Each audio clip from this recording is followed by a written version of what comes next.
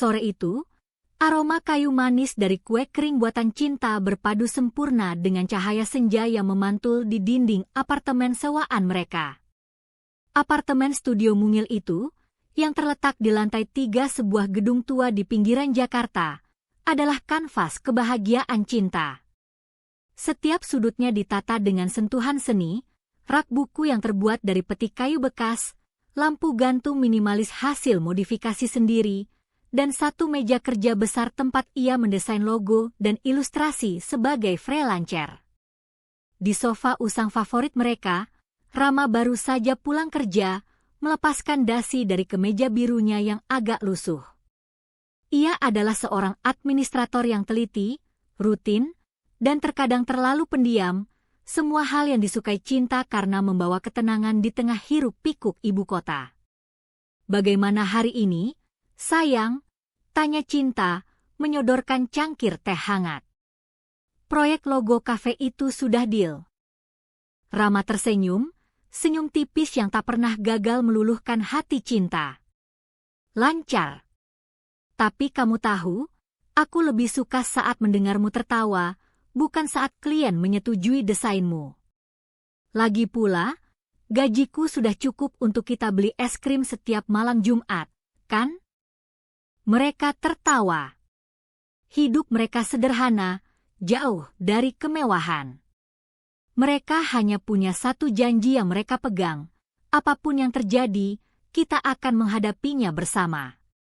Namun, kebahagiaan mereka selalu terasa diawasi oleh satu bayangan, Bu Ratna, Ibu Rama. Bu Ratna adalah seorang sosialita dari kalangan menengah atas yang sangat memperhatikan penampilan, status, dan kekayaan. Baginya, pernikahan Rama dengan Cinta adalah sebuah kesalahan fatal dalam silsilah keluarga yang menjanjikan. "Cinta itu bagus, Nak, tapi uang itu jauh lebih bagus," adalah mantra Bu Ratna. Setiap kali berkunjung, matanya selalu menyapu dinding, menghitung berapa banyak uang yang disia-siakan Rama dengan hidup sederhana seperti ini. Tepat saat Rama hendak menyuap kue, terdengar ketukan pintu yang terburu-buru. Wajah Bu Ratna muncul, membawa aura parfum mahal dan kecemasan yang luar biasa. Ia mengenakan gaun sutra yang rapi, kontras dengan sweater rajut nyaman milik Cinta. "Rama, Cinta, lupakan teh dan kue kering kalian yang menyedihkan itu," Bu Ratna berseru, menjatuhkan tas kulit mahal di meja dan mengeluarkan selembar amplop tebal berlabel notaris. Amplop itu terasa berat, seolah menyimpan beban takdir. "Ini dari kantor notaris Paman Agung. Ia meninggal 3 hari lalu," kata Bu Ratna, suaranya tercekat namun matanya memancarkan kegembiraan yang aneh. Paman Agung adalah saudara jauh ayah Rama, seorang pengusaha tambang yang sangat kaya raya namun jarang berhubungan dengan keluarga. "Paman Agung meninggal?" Rama terkejut, beranjak dari sofa. "Ya. Dan dia mewariskan kekayaan yang, kalau kamu tahu jumlahnya, kamu akan langsung menceraikan istrimu ini," Bu Ratna berbisik, tetapi kata-katanya menusuk tajam hingga Cinta mendengarnya jelas. Cinta merasakan tangan Rama langsung dingin di genggamannya. Bu Ratna membuka amplop itu dengan gerakan dramatis. Ia membaca bagian awal wasiat yang memindahkan hak kepemilikan aset senilai 5 miliar rupiah ke Rama. Ruangan sunyi, hanya ada suara napas tertahan. 5 miliar rupiah. Angka itu berputar-putar di udara, mengubah aroma kayu manis menjadi bau uang yang memabukkan. Cinta menatap Rama, mencari cerminan keterkejutan yang sama. Tapi Rama, ia terlihat bimbang. Bu Ratna berdeham, menaikkan kacamatanya, dan membaca bagian kunci dari wasiat Paman Agung. "Dengarkan baik-baik, Nak. Bagian ini yang krusial. Warisan akan diberikan kepada Rama Wiratama jika ia dapat memenuhi satu syarat tunggal, yaitu menikahi seseorang yang dapat menjamin stabilitas bisnis keluarga dan membuktikan pernikahan tersebut secara resmi di hadapan notaris dalam waktu 6 bulan. Ya, persis seperti yang Paman Agung katakan bertahun-tahun lalu. Bu Ratna mengumumkan dengan nada kemenangan. Cinta terdiam. Ia seorang desainer, ia tahu bagaimana membaca kontrak dan klausa. Klausa itu aneh, tapi Bu Ratna menyampaikannya dengan keyakinan penuh. Tunggu, Bu, sela Cinta mencoba berpikir rasional. Paman Agung tahu Rama sudah menikah.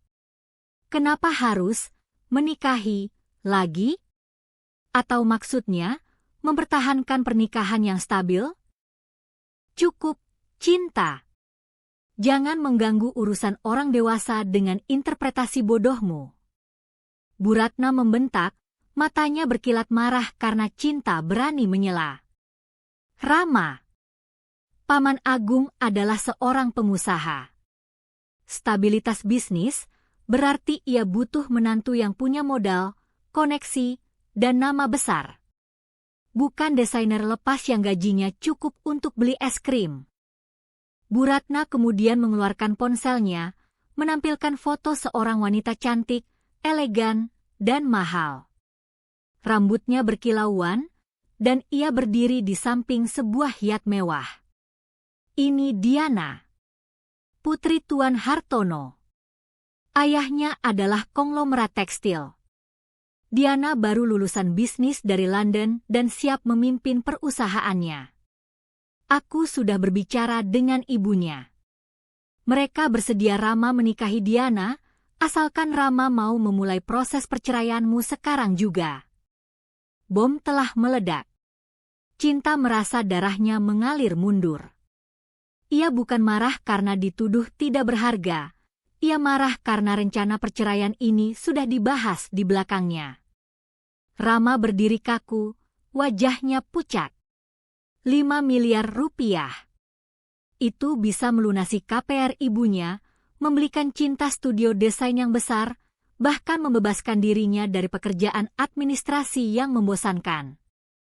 Itu adalah jalan pintas ke kehidupan yang selalu diidamkan Bu Ratna.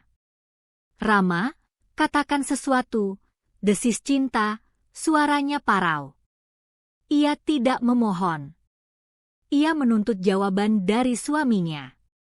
Bu Ratna, melihat keraguan Rama, mengambil alih panggung. Dengarkan, Rama. Ini bukan hanya tentang kamu. Ini tentang mengangkat derajat seluruh keluarga. Kamu ceraikan Cinta sekarang, kita ambil warisan itu. Kita akan berikan Cinta uang tutup mulut yang cukup, katakanlah 100 juta. Dia bisa memulai studio kecilnya sendiri. Semua orang senang. Rama menutup matanya sejenak. Ketika ia membukanya, ia menatap Cinta. Ada rasa sakit dan rasa bersalah yang teramat besar di matanya, tetapi yang Cinta tangkap adalah keraguan yang mematikan. Ia tidak membela Cinta. Ia tidak mengatakan, "Aku tidak akan menceraikanmu." Ia hanya diam. Rama, panggil Cinta lagi, kali ini lebih seperti retakan di cermin. Rama akhirnya membuka mulut, tetapi kata-katanya diarahkan kepada ibunya, bukan kepada Cinta. Bu, apakah Diana tahu tentang warisan ini? Bu Ratna menyeringai puas, seolah ia baru saja memenangkan lotre. Tentu saja tidak. Mereka hanya tahu kita adalah keluarga terpandang yang ingin bekerja sama dengan mereka. Kita akan mendapatkan warisan ini, Rama. Tapi pertama-tama, Bu Ratna menatap tajam ke arah Cinta, suaranya dingin dan mutlak. Singkirkan duri ini. Air mata Cinta tidak menetes, tetapi hatinya terasa hancur berkeping-keping. Ia tidak lagi melihat suaminya. Ia hanya melihat seorang pria yang sedang menimbang-nimbang antara cinta sejati dan 5 miliar rupiah. Dan dalam keheningan yang panjang itu, Cinta menyadari Rama belum memilih uang, tetapi ia sudah mengkhianati janji mereka. Ia telah membiarkan pintu perceraian terbuka. Cinta mengambil cangkir tehnya yang sudah mendingin, meletakkannya dengan hati-hati, dan berdiri. Ia menatap Bu Ratna, lalu menatap Rama, kali ini tanpa emosi, hanya kekecewaan yang dalam. Kalian berdua silakan lanjutkan pembicaraan bisnis kalian. Aku akan keluar sebentar, katanya, suaranya datar. Ia tahu ia tidak akan lari. Ia akan berjuang, karena kali ini yang dipertaruhkan bukan hanya pernikahannya, tetapi juga kebenaran. Ia yakin ada kebohongan yang jauh lebih besar dari 5 miliar rupiah yang tersembunyi di balik wasiat itu. Kamar tidur mereka, tempat yang dulunya adalah kuil keintiman dan pelabuhan, kini terasa seperti ruang tunggu yang dingin. Sejak Bu Ratna pergi membawa amplop wasiat itu, udara di antara Cinta dan Rama dipenuhi ketidakpastian. Mereka masih tinggal di bawah satu atap, tetapi sudah terpisah oleh tembok kaca yang tak terlihat, Rama di sisi ambisi dan Cinta di sisi kenyataan. Rama masih pulang pada waktu yang sama, masih makan malam masakan Cinta, tetapi jiwanya seolah tertinggal di tempat lain. Ia jarang mengangkat kepala dari ponselnya. Notifikasi pesan dari Bu Ratna dan, yang lebih menyakitkan, dari nomor asing yang ia duga adalah Diana, terus berdering. Bu Ratna tidak main-main. Di hari berikutnya, paket-paket mulai berdatangan. Sepasang sepatu kulit mahal untuk Rama, alasan dari Bu Ratna, untuk persiapanmu bertemu klien penting. Kancing manset, cufflinks, berlogo emas, alasan, hormatilah mendiang Paman Agung dengan penampilan yang layak. Rama menerima semua hadiah itu tanpa penolakan, bahkan mulai mengenakannya ke kantor. Suatu malam, Cinta mencoba mendekat. Ia memeluk Rama dari belakang saat suaminya menatap kosong ke jendela, tangannya memegang cangkir kosong. Mau bicara? Bisik Cinta di telinga Rama. Rama hanya menggeleng pelan. Aku lelah, sayang. Kantor sedang banyak kerjaan. Suaranya terdengar berat, seperti ia sedang membawa beban berat. Kantor, atau ibumu? Tanya Cinta lembut namun tegas. Rama berbalik, raut wajahnya tegang. Ia menarik napas panjang. Jangan memojokkanku, Cinta. Semua ini demi masa depan kita. Bayangkan. 5 miliar. Kita tidak perlu lagi bekerja keras seperti ini. Kita bisa membeli apapun. Tapi kita harus menjual kita dulu untuk mendapatkannya, balas Cinta, mundur selangkah. Jika kita harus merobek janji kita, apa yang tersisa dari kita itu, Rama? Aku tidak butuh uang yang didapat dari kebohongan. Rama tidak bisa menjawab. Ia hanya memalingkan wajah, menyalakan televisi, dan menonton berita tanpa benar-benar melihat. Malam-malam sunyi menjadi kebiasaan baru. Keheningan mereka jauh lebih menyakitkan daripada pertengkaran. Cinta tahu ia telah kehilangan sesuatu yang fundamental dalam hubungan mereka, kejujuran tulus. Ia tidur di sisi tempat tidur, seolah ada jurang pemisah di antara bantal mereka. Bu Ratna bergerak cepat. 2 minggu setelah wasiat dibacakan, Bu Ratna berhasil mengatur acara makan malam formal dengan keluarga Hartono, calon ibu mertua Rama yang baru. Tempatnya di sebuah restoran mewah di pusat kota, dengan menu yang sangat eksklusif. Rama merasa mual saat mengenakan kemeja baru yang dibelikan ibunya dan sepatu yang mengkilap. Ia tahu ini adalah pengkhianatan terberatnya, tetapi ia terus meyakinkan dirinya, ini hanya sandiwara. Aku akan menikahi Diana di atas kertas, mengambil uangnya, dan kemudian menjelaskan kepada Cinta bahwa semua ini adalah pengorbanan demi kehidupan yang lebih baik. Ia membangun istana dari kebohongan untuk menipu dirinya sendiri. Di restoran, Diana benar-benar mempesona.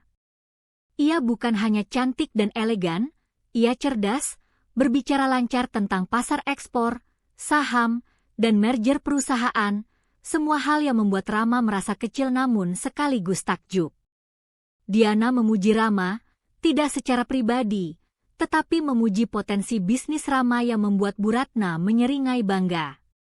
Sementara Rama sibuk merencanakan kebohongan berlapisnya, Cinta, di apartemen yang kini terasa hampa, mulai mencari tahu.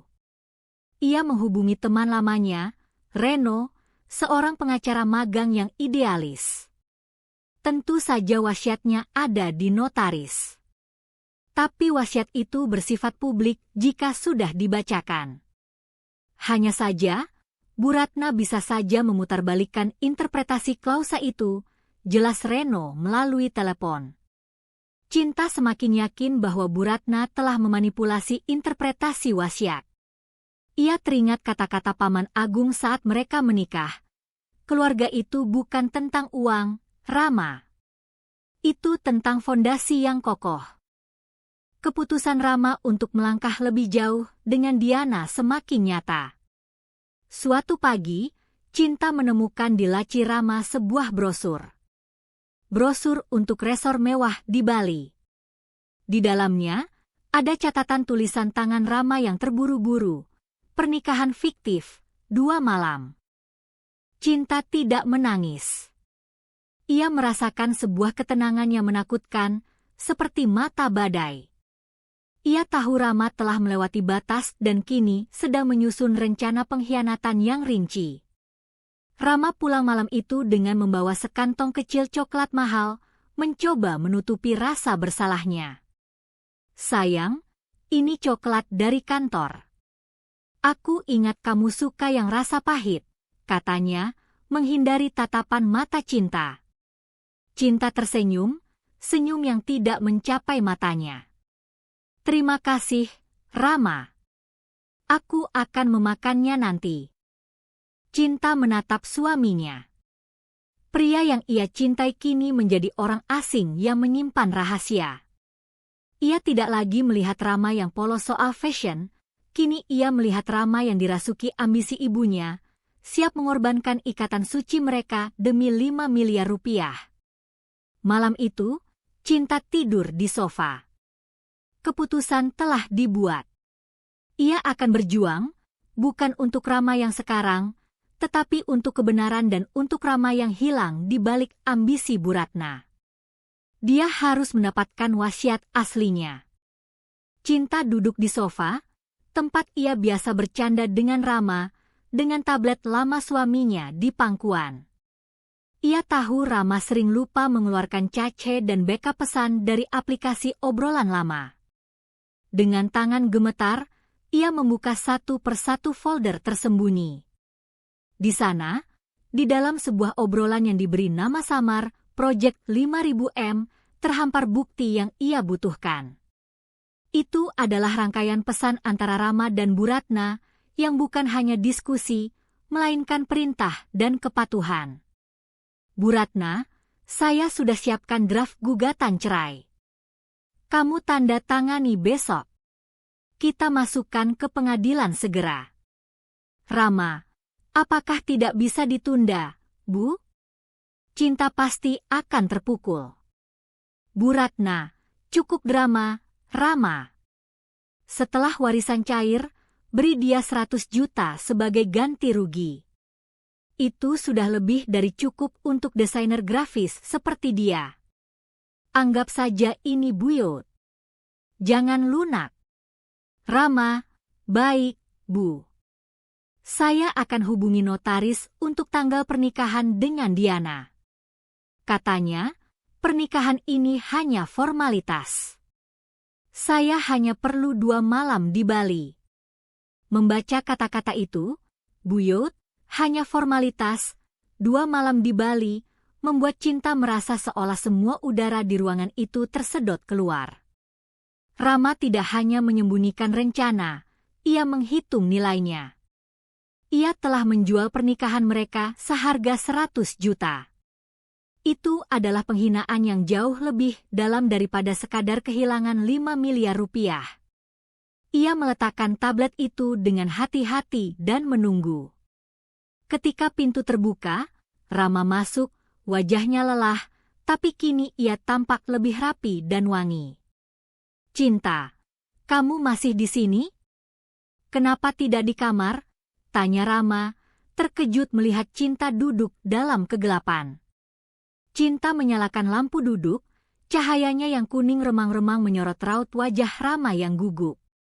"Aku menunggumu," katanya, suaranya sangat tenang, terlalu tenang. Ia menunjuk ke tablet di meja. "Aku membaca rencana kencanmu, yang berjudul Project 5000 M." Rama melihat tablet itu, dan warna di wajahnya menghilang sepenuhnya. Ia langsung tahu bahwa persembunyiannya terbongkar. "Cinta, dengarkan aku. Ini bukan seperti yang kamu pikirkan. Aku bisa jelaskan." "Jelaskan apa, Rama?" potong Cinta, tanpa nada tinggi yang justru membuat Rama gemetar. "Jelaskan bahwa 100 juta adalah harga pantas untuk mengakhiri janji seumur hidup? Jelaskan bahwa kamu merencanakan pernikahan fiktif di Bali hanya untuk menipu calon istrimu yang baru dan juga aku? Kamu tidak hanya mengkhianatiku, Rama, kamu mengkhianati dirimu sendiri." Rama menjatuhkan tas kerjanya dan berlutut di hadapan Cinta. "Aku minta maaf. Itu ibuku." Ia terus mendesak. "Aku lemah, Cinta. Aku melihat kesempatan untuk membebaskan kita dari kesulitan, untuk memberimu studio impianmu, untuk membuat ibuku bangga. Aku akan kembali kepadamu, aku bersumpah." Cinta menatapnya. Matanya kini penuh api. "Warisan itu punya syarat, Rama. Syaratnya adalah menikahi seseorang yang dapat menjamin stabilitas bisnis keluarga. Tahu apa yang jauh lebih stabil dari perusahaan tekstil? Cinta yang jujur. Dan kamu memilih menghancurkan stabilitas itu dengan kebohongan." Air mata Cinta akhirnya tumpah, bukan karena ia sedih, tetapi karena ia kecewa. "Rama, aku tidak marah karena kamu ingin kaya. Aku marah karena kamu mengira bahwa kita bisa dibeli, dibuang, lalu diambil kembali. Apakah 5 miliar itu benar-benar sebanding dengan seluruh janji dan harga dirimu? Jawab aku." Rama hanya bisa memeluk kaki Cinta, menangis dalam diam. Ia tidak bisa menjawab, karena ia tahu jawabannya. Saat ia mulai menyusun rencana itu, ia telah memilih uang. Malam itu, Cinta bangkit. Ia mengambil selimut dari lemari dan tidur di sofa, jauh dari suaminya. Setelah malam konfrontasi yang menghancurkan, Rama menjadi bayangan. Ia masih tinggal di sana, tetapi ia telah sepenuhnya mundur ke dalam kesunyian yang diselimuti rasa bersalah. Cinta memberinya ruang, tahu bahwa ia harus fokus pada pertempurannya sendiri. Tujuannya bukan lagi untuk memenangkan hati Rama kembali, tetapi untuk membuktikan bahwa Bu Ratna adalah pembohong dan bahwa wasiat Paman Agung telah disalahgunakan. Cinta menghubungi Reno lagi dan mengatur pertemuan di sebuah kafe yang terpencil. "Reno, aku sudah yakin. Ibunya Rama telah memutarbalikkan klausul wasiat. Paman Agung adalah orang yang sangat menghargai ikatan. Dia bahkan menuliskan ucapan selama pernikahan yang indah untuk kami, jelas Cinta, menunjukkan foto kartu ucapan lama yang diselipi kalimat Paman Agung tentang fondasi yang kokoh. Reno, yang idealis, tergelitik. Aku setuju, interpretasi, menikahi seseorang untuk stabilitas bisnis, itu terlalu harfiah dan kejam, khas Bu Ratna. Tapi masalahnya, wasiat yang sudah dibacakan di hadapan notaris dianggap sah. Lalu, Bagaimana aku bisa melihat yang aslinya? Bukan yang dibacakan oleh Bu Ratna, desak Cinta. Reno berpikir keras sambil mengaduk kopinya. Wasiat asli disimpan di kantor notaris.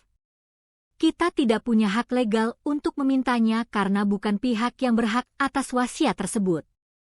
Tapi, Paman Agung itu klien tetap Notaris Satrian Partners selama 20 tahun. Kadang, notaris menyimpan draft awal atau surat kuasa tambahan di arsip lama, terpisah dari dokumen final. Cinta merasa harapan kecil menyala. Ia teringat Bu Ratna menyebut nama notaris lain. Wasiat yang dibacakan Bu Ratna datang dari notaris lain yang lebih kecil. Itu mencurigakan, kata Reno. Wasiat resmi harusnya datang dari notaris Satria. Coba begini, Cinta. Kita ambil risiko. Cinta menanggapi tatapan Reno dengan tekad. Risiko apa? Kita akan berpura-pura menjadi asisten Rama. Kamu adalah istrinya, jadi kamu punya hak untuk mengurus dokumen keluarga. Kita pergi ke kantor Notaris Satrian Partners yang asli. Kamu harus terlihat meyakinkan, mengenakan pakaian kerjamu yang paling rapi, dan meminta untuk melihat surat penegasan tambahan dari Paman Agung, bukan wasiatnya. Katakan saja itu terkait dengan properti kecil yang dijanjikan Paman Agung pada Rama setahun lalu. Cinta tahu ini adalah penipuan kecil, tapi ini satu-satunya cara. Demi menguak kebohongan miliaran rupiah ini, ia harus bermain layaknya sosialita bisnis, meniru gaya Bu Ratna. Ia harus berani. Keesokan harinya, Cinta mengenakan setelan jas paling rapi yang ia miliki, yang ia beli untuk wawancara kerja yang gagal. Ia mencetak beberapa logo perusahaannya yang paling meyakinkan dan sebuah kartu nama Rama. Dengan Reno menunggu di mobil sebagai dukungan moral, Cinta menuju gedung pencakar langit tempat Notaris Satrian Partners berada. Di sakunya, ia menyimpan satu-satunya bukti yang ia miliki, foto kartu ucapan Paman Agung yang berisi tulisan tentang fondasi keluarga. Cinta berjalan masuk ke lobi Notaris Satrian Partners dengan dagu terangkat tinggi, menirukan langkah percaya diri Bu Ratna. Bau marmer dingin dan wangian mahal menyambutnya, jauh dari aroma kayu manis di apartemennya. Di meja resepsionis, ia memperkenalkan diri sebagai asisten pribadi Rama dan meminta bertemu dengan Notaris Satria mengenai dokumen tambahan Paman Agung. Setelah menunggu sebentar, ia diarahkan ke ruang arsip yang dijaga oleh seorang petugas paruh baya bernama Pak Jaya. Cinta menjalankan sandiwaranya. Tuan Rama meminta saya mengambil surat penegasan tambahan, Pak. Katanya mengenai properti kecil, yang dia janjikan untuk tunangan baru Tuan Rama, maaf, calon mitra bisnis. Dokumennya terpisah dari wasiat utama. Pak Jaya, tampak sedikit bingung tapi hormat pada klien lama seperti Paman Agung, mulai mencari di lemari arsip kayu yang tingginya mencapai langit-langit. Paman Agung memang unik, Bu. Sering membuat catatan kaki. Biasanya dokumen terakhir yang berlaku, yang sudah dikirim ke notaris lain untuk pembacaan pertama. Tapi saya akan cek arsip 18 bulan terakhir. Setelah mencari beberapa menit, Pak Jaya menarik sebuah mat coklat tua yang tebal, berlabel tangan, lampiran tambahan wasiat R. Agung. Ini dia. Sebenarnya ini sudah diarsipkan. Kenapa harus diambil sekarang ya? Gumam Pak Jaya. Cinta segera mengambil alih. Tuan Rama mendadak memerlukannya untuk legalitas kemitraan baru. Bisnis, Anda tahu sendiri, Pak. Cepat dan mendadak. Saat Pak Jaya sibuk mencari pena untuk formulir pengambilan, mata Cinta menangkap celah kecil di segel mat tersebut yang sedikit terbuka karena usia. Dengan jantung berdebar kencang, ia segera membuka map itu sedikit. Di dalamnya bukan hanya satu lembar, tetapi beberapa halaman tebal. Dan di halaman paling akhir, lampiran E, terdapat tulisan tangan Paman Agung yang resmi disahkan. Untuk Rama Wiratama, warisan utama, seluruh saham Era Holding senilai 500 miliar rupiah, diberikan jika ia dapat membuktikan kepada notaris bahwa ia telah mempertahankan dan menjunjung tinggi stabilitas fondasi keluarganya yang sudah ada, yaitu istrinya, Cinta. Stabilitas diukur bukan dari aset, melainkan dari kesetiaan dan kejujuran selama masa percobaan 6 bulan terhitung setelah pembacaan wasiat pertama. Cinta terperangah. 500 miliar rupiah. Bu Ratna tidak hanya memutarbalikkan interpretasi, ia memotong ratusan angka nol dan mengubah wasiat itu menjadi ujian moral yang brutal.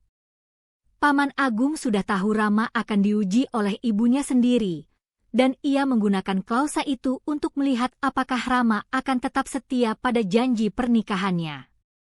Ternyata, Rama telah gagal dalam ujian itu bahkan sebelum ia menceraikan Cinta, hanya karena ia berniat untuk berbohong.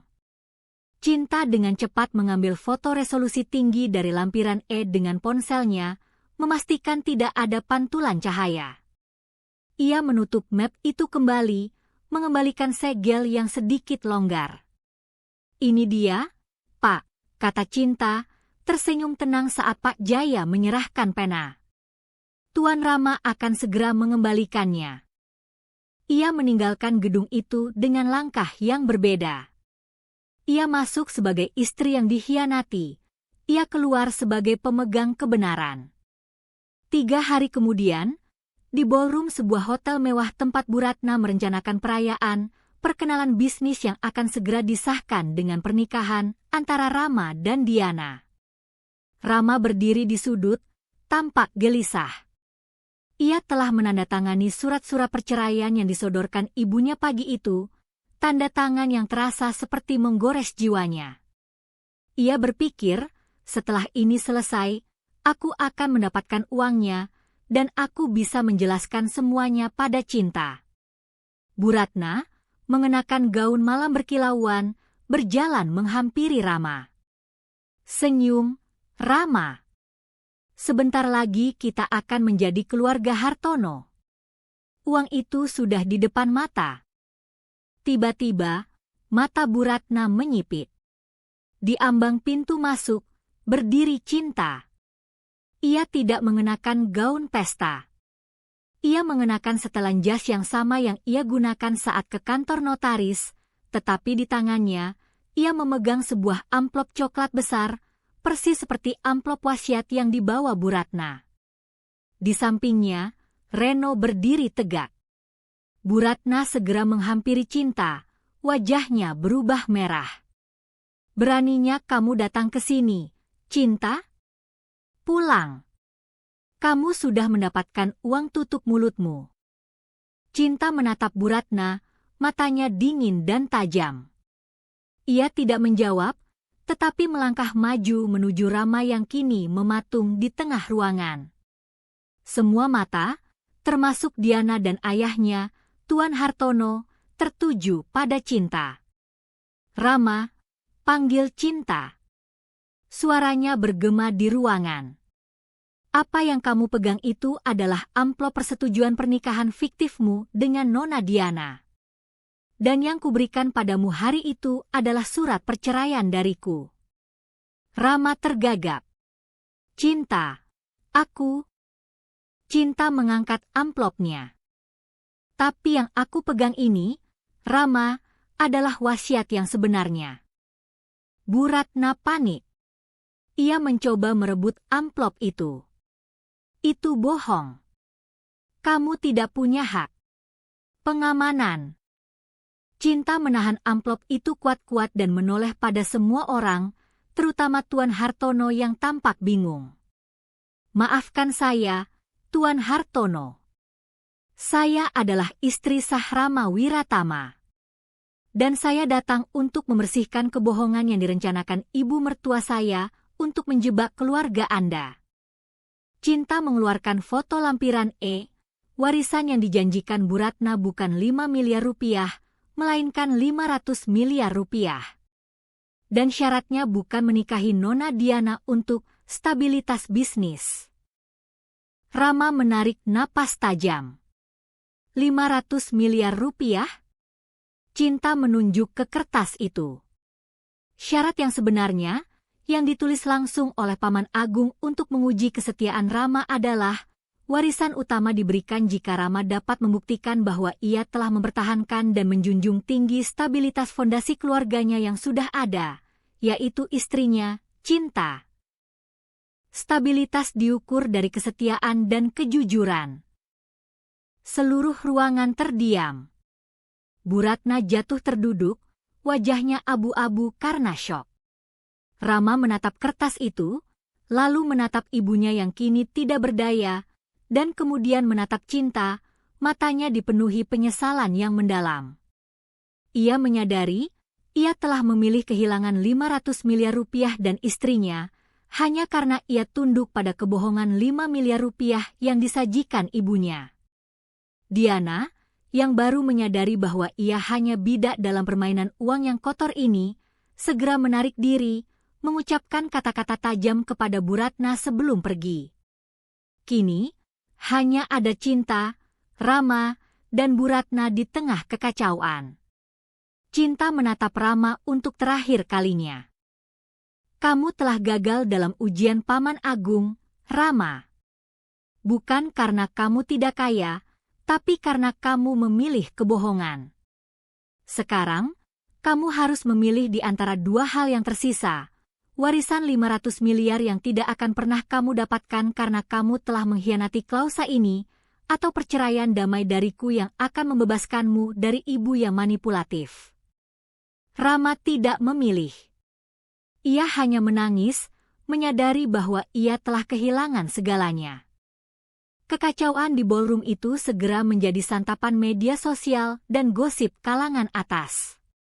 Tuan Hartono, yang merasa dipermalukan, memastikan bahwa Bu Ratna menghadapi konsekuensi atas upaya penipuan dan pemalsuan dokumen wasiat yang ia lakukan, walaupun wasiat yang ia tunjukkan hanya sebagian kecil dari total aset. Bu Ratna kehilangan status sosialnya. Tidak ada lagi undangan pesta, tidak ada lagi pengakuan dari teman-temannya. Ia tidak dipenjara, tetapi diasingkan, hidup dalam rasa malu yang jauh lebih menyakitkan bagi seorang sosialita. Sementara itu, Rama kembali ke apartemen mereka. Ia tidak tidur di kamar malam itu. Ia duduk di dapur yang dingin, memegang cangkir kosong, menatap jendela yang menampilkan pantulan dirinya yang hampa. Ia telah menghabiskan malam-malam terakhirnya merangkai kebohongan dan ambisi, dan kini semua itu hancur. Keesokan paginya, Cinta menemukan sebuah amplop kecil di meja kopi. Di dalamnya, ada surat dari Rama dan surat kuasa yang ditandatangani. Surat Rama pendek, hanya terdiri dari 2 kalimat yang ditulis dengan tangan gemetar. Aku memilih perceraian damai, Cinta. Aku gagal. Aku tidak pantas mendapatkanmu, apalagi warisan itu. Maafkan aku telah merusak janji kita. Surat kuasa itu memberi Cinta hak penuh untuk mengelola proses perceraian tanpa tuntutan apapun, termasuk uang tutup mulut 100 juta yang pernah dijanjikan Bu Ratna. Cinta tidak peduli dengan uang itu, ia hanya lega bahwa Rama akhirnya memilih kebebasan daripada tunduk pada ibunya. Bersama Reno dan dokumen lampiran yang asli, Cinta mendatangi kantor Notaris Satria.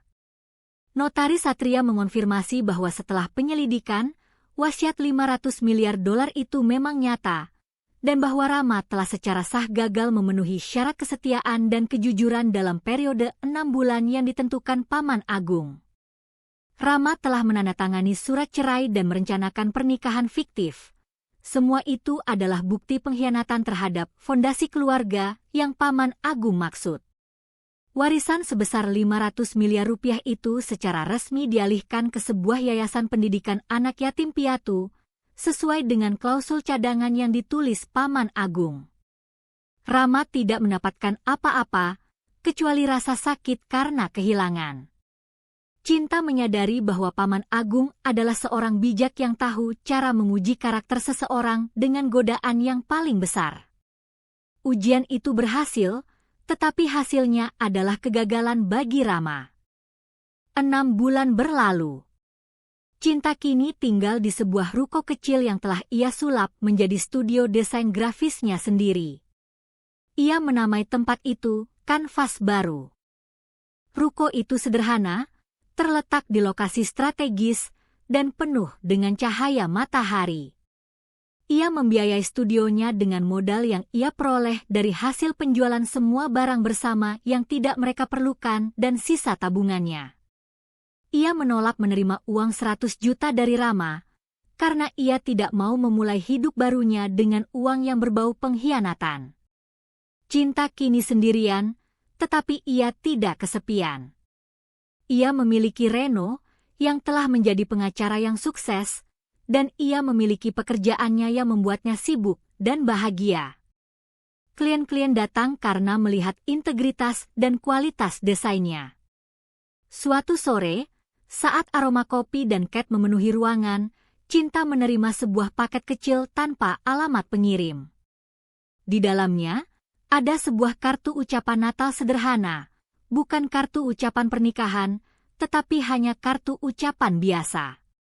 Di dalamnya, hanya ada satu baris tulisan tangan yang ia kenali dengan baik. Semoga kamu menemukan fondasi yang kamu cari. Dan terima kasih atas pelajaran 500 miliar dolar ini. Tidak ada nama. Tapi Cinta tahu itu dari Rama.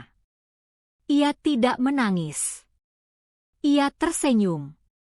Rama telah kembali ke pekerjaannya di kantor administrasi. Ia harus memulai dari awal, tanpa dukungan Bu Ratna. Kabar terakhir yang didengar Cinta, Bu Ratna telah pindah ke kota lain, hidup dalam kesederhanaan yang dibenci olehnya. Cinta menatap keluar jendela studionya. Ia telah kehilangan suami, tetapi ia memenangkan sesuatu yang jauh lebih berharga. Harga diri, kebebasan, dan sebuah masa depan yang dibangun atas kejujuran, bukan ambisi orang lain. 500 miliar itu telah pergi ke tempat yang seharusnya, membantu mereka yang membutuhkan. Dan Cinta, sang desainer grafis yang hanya bisa membelikan es krim setiap Jumat malam, menyadari bahwa ia telah mendapatkan warisan terbaik dari Paman Agung, perspektif sejati tentang arti stabilitas, yang diukur bukan dengan kekayaan, tetapi dengan integritas diri. Hidupnya adalah kanvas yang baru, dan kini ia memegang kuasnya sendiri.